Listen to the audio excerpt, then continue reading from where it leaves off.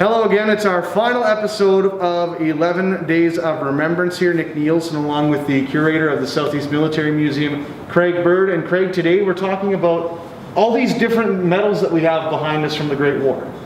So they're actually cap badges, and I did that up as an homage to all the men that had served during the course of World War I. So we have 72 names on our cenotaph, and through my research I found there's actually probably another 26 names that we could put on our cenotaph here to update it.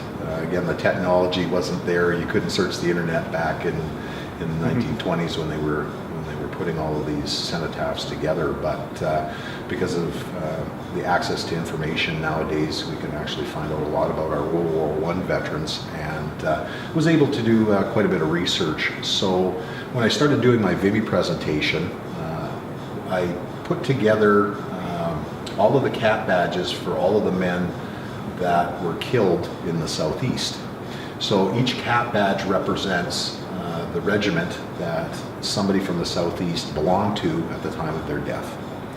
So just to pay a little bit of tribute, you can see all of the different units that the men belonged to throughout the course of World War I, and they're highlighted not only by their cap badge but their unit insignia that they would have wore on their uniform. And just a nice reminder and something that we can pay tribute to all of the different units, so you can see that there's a fairly diverse cross-section of units that they not only belong to.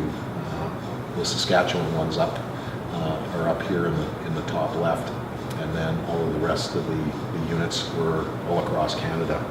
So we had men, again, that served with units throughout the great country of Canada for the course of the war, and some of them ultimately sacrificed their lives for the freedoms that we enjoy today.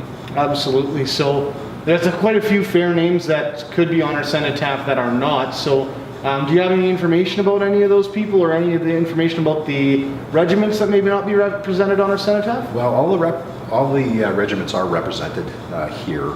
The additional names, we're working in conjunction with the Legion to update, actually redo the plaques on our cenotaphs to put everybody's name on there that needs to be from the Southeast. So we're in the process. It's a work in progress, but we will get there.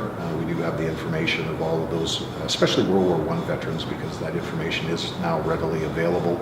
But I've been doing also a lot of research and helping out families for World War II, now that it's the 75th anniversary of the end of World War II, for VE Day as well as VJ Day for the victory over Japan, because we did have members that served in the Pacific Theater as well. So it's kind of a big year for the end of World War II, and we want to remember and commemorate those individuals that served during the Second World War as well.